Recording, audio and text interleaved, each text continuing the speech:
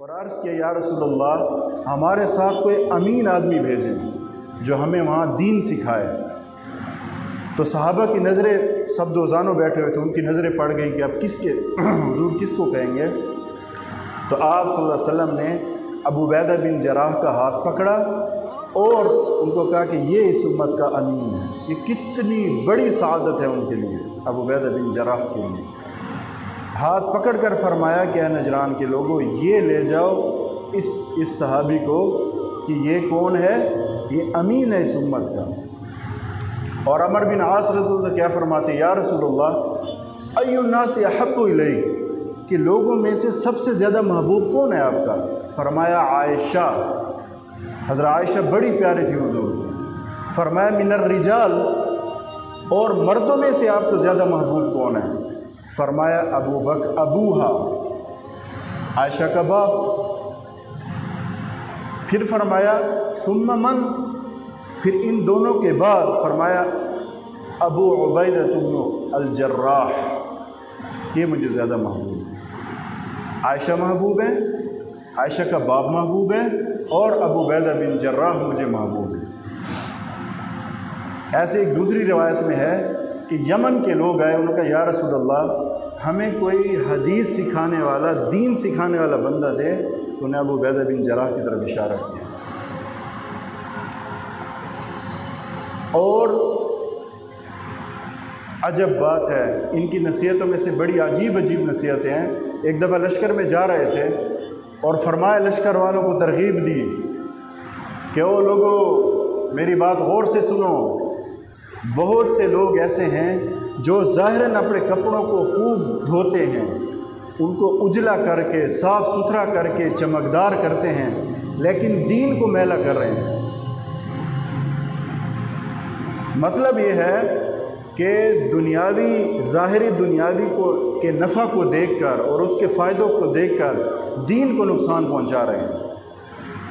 اور اے لوگوں، کچھ لوگ ایسے ہیں جو ظاہراً اپنے نفس کا اکرام کر رہے ہیں، یعنی اپنے آپ کا اکرام کر رہے ہیں، لیکن وہ اپنی ذات کو، اپنے نفس کو ذلیل کر رہے ہیں۔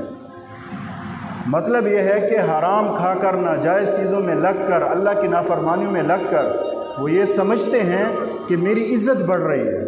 حرام کا پیسہ لے کر، حرام کی گاڑی میں بیٹھ کر، حرام کے گھر میں بیٹھ کر وہ یہ دھوکہ دیتے ہیں کہ یہ لوگ میری ظاہراً تو عزت ہوتی ہے نا ان کی، تو یہ میری عزت ہو رہی ہے، لیکن دراصل وہ اپنے نفس کو ذلیل کر رہے ہیں۔ یہ تو آخرت میں پتہ چلے گا نا، بعد میں ہو سکتا ہے دنیا میں پکڑ آ جائے۔ ایسے ہی جو رشوت لیتے ہیں، دو نمبری سے پیسہ بناتے ہیں، زمین ہڑپ کر جاتے ہیں، کسی کا پیسہ ہڑپ کر جاتے ہیں، کسی کی عزت پہ ڈاکہ ڈال کے اس کو ذلیل کر کے اپنی عزت بنانے کی فکر میں ہوتے ہیں، وہ ظاہراً ابو عبیدہ کی رضی اللہ عنہ کی اس نصیحت کے اندر آتے ہیں کہ ظاہراً اپنے نفس کو تو وہ عزت بخش رہے ہوتے ہیں کہ یہ میں نے حرام کا پیسہ لیا، میں یہ ہو جاؤں گا، وہ اچھی گاڑی لے لوں گا اور میں ڈرائیور رکھ لوں گا، میری عزت ہوگی، لیکن دراصل اپنے نفس کو ذلیل کر رہے ہوتے ہیں۔ حرام کے پیسے نے بھی کسی کو وہ سکون دیا ہے، کسی کو راحت دی ہے۔ بن جراح کے خیمے میں اترے۔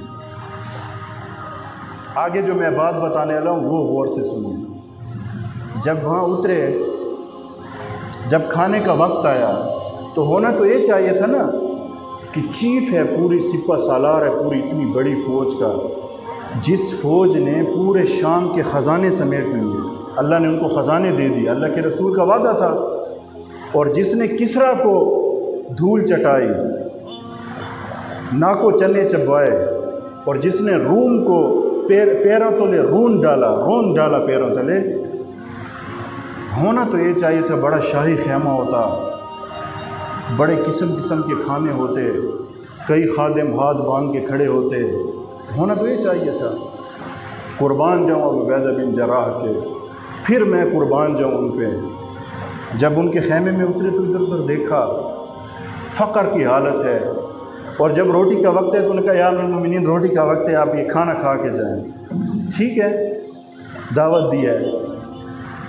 کھانا کیا تھا؟ خشک روٹی تھی، ان کو پانی میں ڈبویا، وہ جب نرم ہوئی تو کہا امیر المومنین، اس اوپر سے نمک ڈالا کہ یا امیر المومنین یہ کھائیں، میں بھی کھاؤں گا، آپ بھی۔ تو جب حضرت عمر نے یہ حالت دیکھی، آنکھوں سے آنسو آئے، رو پڑے، اے عبیدہ اب تو اللہ نے بڑی فراوانی کر دی، بڑی وسعت کر دی، اب کیوں ایسی حالت فقر کی؟ تو صحابہ کرام اور جو صحیح مسلمان حکمران آئے ہیں انہوں نے، خصوصاً صحابہ، انہوں نے اپنی ذات کو روندا، اپنے نفس کو تکلیفیں دی، اپنے گھرانے کو تکلیف دی، اپنے اوپر تنگی کی، اپنے گھرانے پہ تنگی کی، امت کو آسائش و آسانی اور راحت دی۔ یہ مثال کہیں ملے گی؟ اتنی بڑی فوج کا سپہ سالار ہے اور خشک روٹی کو پانی میں بھگو کر اوپر نمک ڈال کے کہتے آؤ میرے مومنین کھائیں، ہم یہ میرا دسترخوان ہے، مل کے کھائیں، کیونکہ اپنے اوپر عوام کو ترجیح دیتے تھے اور اللہ کا خوف تھا، ایمان تھا۔